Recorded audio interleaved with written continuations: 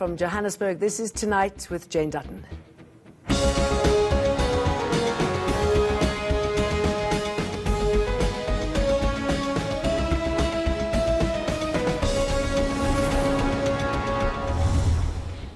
Tonight's top stories. If Zimbabwe thought they were going to get any money from South Africa, they're not. Finance Minister Tito Mboweni says their financial problems are not ours. And blown up during their jobs in Yemen, 2 South Africans, the latest victims in a war led by a Saudi Arabian coalition. Is South Africa being sucked into another man's battle? The refugee caravan making its way inland in the United States, just another example of the staggering number of people escaping violent hotspots. Amnesty's Kumi Naidu speaks to us from Davos about the humanitarian disaster the world is facing. Then while his country burns, Sudan's Omar al-Bashir hops on a plane to Qatar. Another strong man avoiding violent domestic troubles. We're live on the rolling protests there. And Zimbabwean musician legend Oliver Mtukudzi is dead. We speak to a friend of his.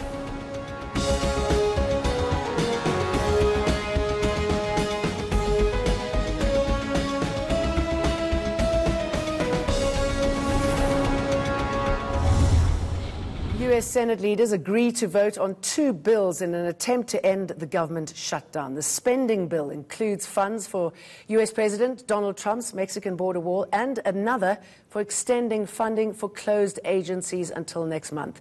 The shutdown has forced 800,000 federal employees to work without pay or take compulsory leave. The voting will take place on Thursday. Finance Minister Tito Mboweni called on the international community to lift sanctions against Zimbabwe. Speaking to ENCA's Annika Larsen in Davos, Mboweni said a bailout from South Africa is not going to happen. The best thing that the international community can do is to lift sanctions against Zimbabwe and allow the Zimbabweans to go about their business in the best way that they can. And the Paris Club, the World Bank, the IMF, and all other creditors have to come to an understanding how to walk along with Zimbabwe and Zimbabweans as they confront and solve their own challenges. It sounds like you're saying, sorry, we can't help you with a loan. I think when Zimbabwe confronts challenges, it will be wrong for people technically to talk about loans or bailouts or some such uneducated things. When one confronts big challenges, one needs to have a conversation. One needs to have a discussion, debate issues, exchange ideas. And in the process, you might be able to find solutions to what are indeed very, very challenging circumstances. Zimbabwe's Human Rights Commission has accused security forces of systematic torture.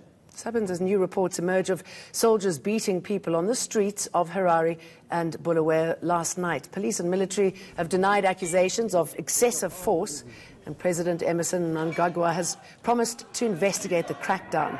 Lawyers and activists say a dozen people have been killed and many more wounded and arrested since anti-government protests began 10 days ago, triggered by a hike in fuel costs. It was reported that their modus operandi was the same in all the communities assessed by the Commission. They would arrive at people's houses at night or in the early hours of the day and ask all men to go outside and lie on the ground. They would then beat up all the men, including boys as young as 11 years. Russia has for the first time officially confirmed its presence in Sudan. The Ministry of Foreign Affairs says private Russian companies are training the army. Demonstrators have been on the streets daily since December. Initially, the protest was against an economic crisis. It escalated to a call for an end to the 30-year rule of President Omar al-Bashir. Official statistics from the Russian Federal Security Service show that 200 Russians traveled to Sudan in the fourth quarter of 2017.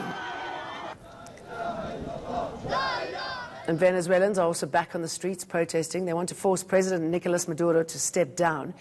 The opposition party is hoping that this renewed push will help persuade the country's military to break ranks with the president. Opposition leaders believe that efforts to oust Maduro stand a better chance now.